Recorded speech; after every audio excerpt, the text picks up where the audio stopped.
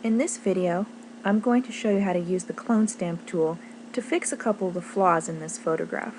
First of all, I'm going to take the zoom tool and draw a box around this area where this green plastic cap is, so that I can see it a little bit better. Now what I'm going to do is get the clone stamp tool, it's right here, and then I'm going to go up to where the options are at the top menu bar and open up the brush panel. I'm going to choose a nice soft edge brush, and for this project I'm going to use size 35. The size that you use might need to be larger or smaller. So I'm going to click that brush and then click over here in the gray area to make the brush menu go away so that I can see what I'm doing. Now you can see I have this round cursor, that's the size of the brush. What I'm going to do is sample this part of the bark and then use that to cover this green plastic lid.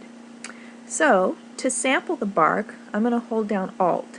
Watch what happens to the cursor. It turns into this little bullseye symbol.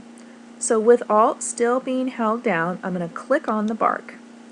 Then I'm going to let go of Alt, move the cursor down here to where the plastic cap is, and then just start clicking and dragging to cover the cap.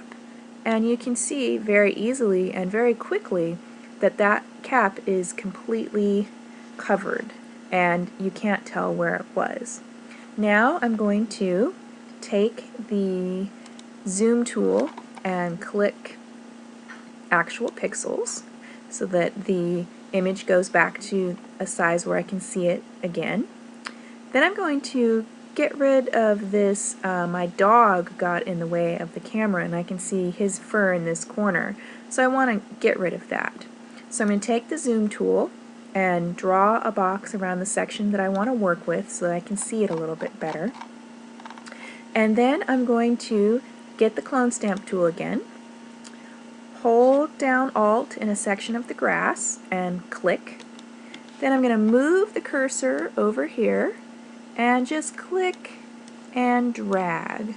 Sometimes if you use the same sample spot too much, you can get kind of a fake looking pattern. So I'm going to resample from a different area of the grass so that I don't get that phony look. So I'm going to hold down Alt and I'm going to sample from this area this time. So Alt, click, let go, and then I'm going to start covering the fur again. So now I'm going to click the zoom tool and I'll click fit screen, and there's my image. Looks pretty darn good. Those flaws are fixed and my beautiful cat Fluffy Brewster looks fabulous. So now what I would do is go to File, Save As, and I would call this Clone Justine and After. And I will change the file format to a JPEG so that I can put it on my website.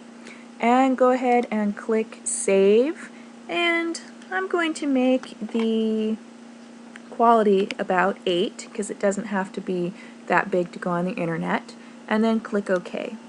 So now on your photo portfolio website, make sure that you put a before image and the after image for your clone stamp project. And that's it for now.